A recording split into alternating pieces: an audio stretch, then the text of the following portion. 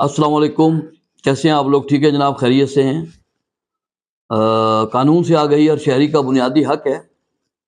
تو آج بھی ہمارے آفس کے اندر ایک چیز زیر بحث آئی، اور وہ میں نے بھی سمجھا اس کو کہ یہ بھی کچھ ایسے لوگ تھے جن کے ساتھ یہ معاملہ تھا، تو ان کے ساتھ ہم اس معاملے میں تھے، تو سوچا کہ آپ تک بھی اس بات کو پہنچایا جائے کہ شاید آپ لوگوں کو بھی علم میں آ جائے، تو ایک اچھا قدم ہوگا یہ بھی کہ آپ کے علم میں کوئی بات آئے۔ تو اکثر آپ نے سنا ہوگا کہ کسی سے کہ جی وہ فلاں بندے کو پولیس اٹھا کے لے گئی ہے اور اس کو نظر بند کر دیا گیا ہے، یا ایم پی او کے تحت پولیس گرفتار کر کے لے گئی ہے۔ تو یہ کیا ہوتا ہے؟ یہ ایم پی او جو آپ سنتے رہتے ہیں اکثر و بیشتر، یہ در حقیقت ایم پی او کا ویسے مطلب ہوتا ہے کہ مینٹیننس پبلک آرڈر۔ اس کی سیکشن 1960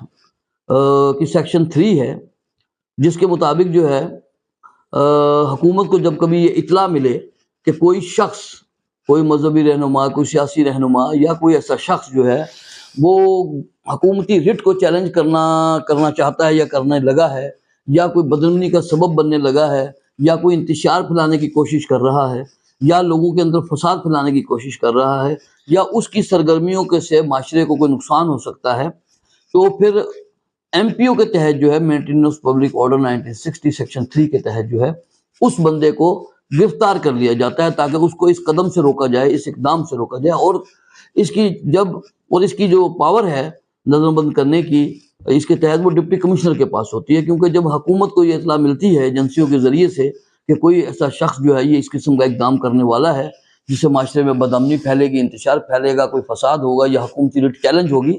تو ڈپٹی کمشنر جو ہے وہ اس کو 3 ماہ کے لیے جو ہے نظر بند کر دیتا ہے، اس لیے کہ تاکہ وہ آگے کوئی بھی اس کا کوئی نقصان نہ ہو اور معاشرہ جو ہے وہ ٹھیک چلتا رہے اور اس کے اندر کوئی بھی ایسے مسائل کھڑے نہ ہوں۔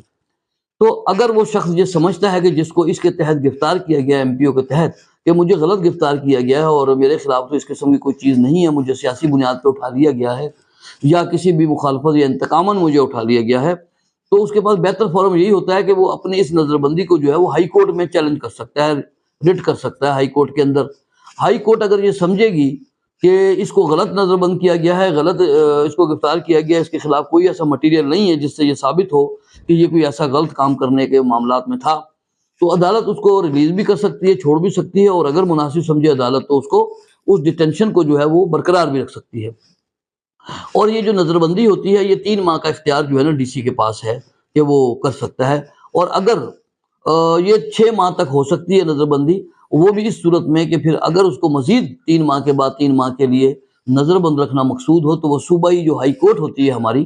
یہ اس کی صوابدید سے مشروط ہوتا ہے کہ وہ اس کو اگر اجازت دے گی آگے تو مزید 3 ماہ کے لیے اس کو رکھا جا سکتا ہے۔ تو اس کا مطلب ہے کہ ایم پی او جو ہے وہ ہے مینٹیننس آف پبلک آرڈر 1960، اس کے سیکشن 3 کے تحت جو وہ بندہ اٹھایا جاتا ہے تاکہ جو ہے نا اس کو کسی بھی ایسے غلط کام سے اور قدم اٹھانے سے روکا جائے، تاکہ معاشرے میں کوئی بھی نقص امن نہ ہو۔ تو یہ چھوٹی سی ایک معلومات تھی، تو میں نے سوچا آپ تک پہنچا دوں۔ السلام علیکم۔